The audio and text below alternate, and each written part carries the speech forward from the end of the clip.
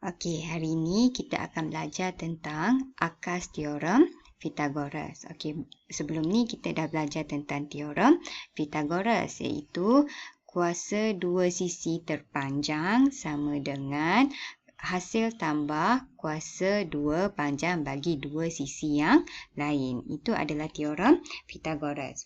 So, hari ini kita akan belajar tentang akas teorem Pythagoras. Okey, kenapa kita kena belajar tentang akas teorem Pythagoras ni?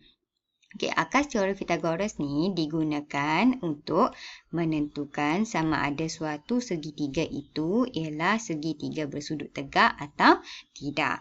Okey, mari kita lihat ya. Okey, bagi sebuah segitiga, jika hasil tambah kuasa dua panjang dua sisinya sama dengan kuasa dua sisi terpanjang, maka segitiga tersebut ialah segitiga bersudut tegak. Okey, ini dikenali sebagai akas teorem Pythagoras. Okey, cuba tengok gambar rajah ini. Okey, dalam gambar rajah ini, jika cikgu kuasa dua kan sisi yang paling panjang. So, kalau awak tengok mana sisi yang paling panjang? Okey, kalau kita lihat, kita nampak C ini adalah sisi yang paling panjang. Okey, katakanlah cikgu kuasa 2 kan dia. Okey, C kuasa 2. Okey, kemudian kita tambah A kuasa 2 dan B kuasa 2. Okey, bila kita tambah, nilai dia adalah sama dengan C kuasa 2. Maka kita katakan segitiga ini bersudut tegak. So, mana sudut tegaknya? Sudut tegak ini mesti bertentangan dengan garis yang paling panjang. So, segitiga itu bersudut tegak. Okey, katakanlah jika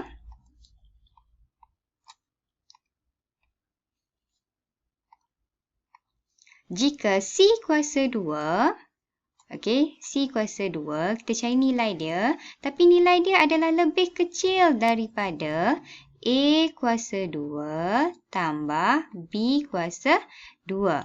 Okey, adakah ini segitiga bersudut tegak? Okey, ini bukan lagi segitiga bersudut tegak, tapi dia adalah segitiga bersudut tirus. Okey, yang ini. Okay, segitiga bersudut tirus jika nilai sisi yang paling panjang, kuasa dua sisi yang paling panjang, nilai dia lebih kecil daripada hasil tambah kuasa dua panjang bagi dua sisi yang lain. So, kita katakan ia adalah segitiga bersudut tirus.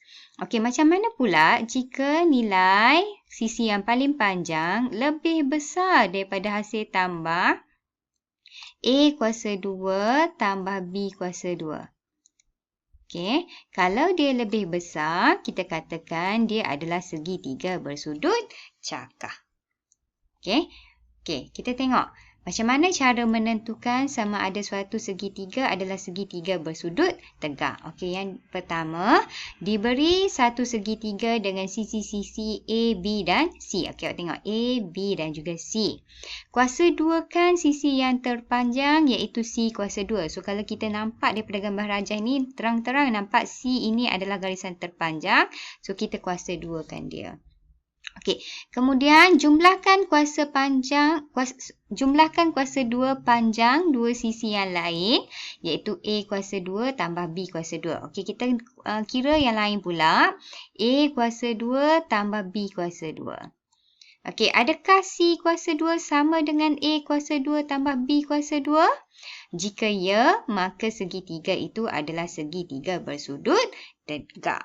Okey, jika tidak, maka segitiga itu bukan segitiga bersudut tegak. Okey, kena tengok pula lah sama ada dia bersudut cakar ataupun bersudut tirus. Okey, kita tengok contoh ini.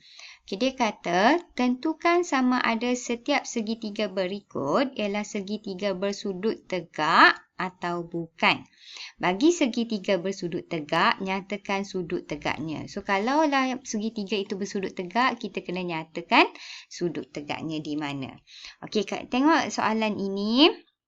Okey, kita ada 24, 45 dan 51.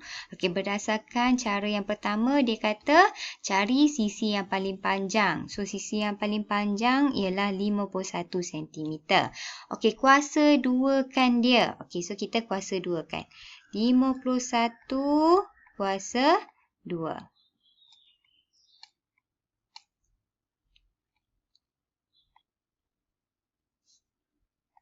Okey, 51 kuasa 2. Okey, 51 kuasa 2, jawapan dia ialah 2601. Okey, kemudian kita ambil dua nilai lagi. Okey, dua sisi yang lain, kita kuasa 2 kan dia dan kita kena tambah. 24 kuasa 2 tambah 45 kuasa 2. Okey, so jawapan kat sini ialah 2601.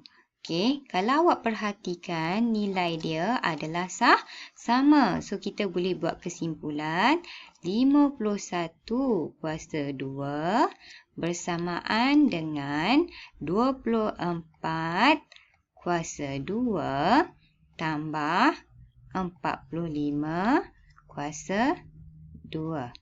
Okey, kalau awak perhatikan di sini, okey, sebab dia sama, okey, disebabkan dia ialah sama, maka kita boleh katakan ini PQR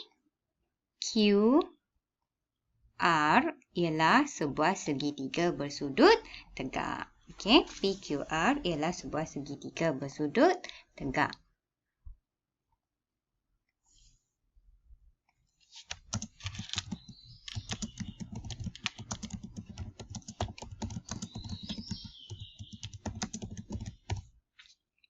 Okey, kita tengok pula soalan yang kedua. Okey, soalan B.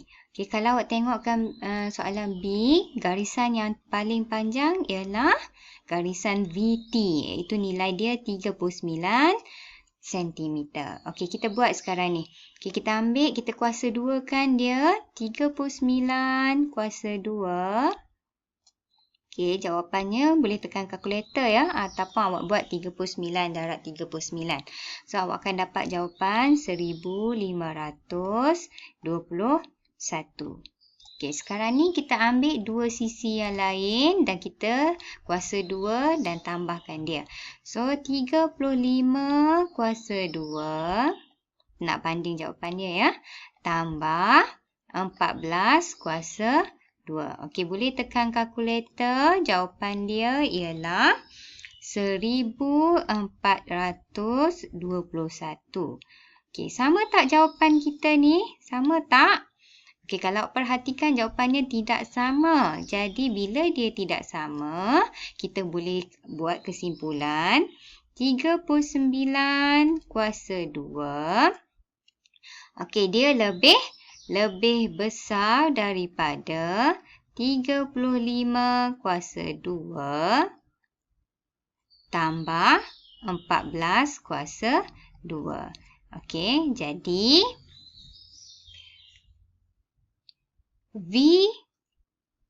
TUV, okey, segitiga TUV,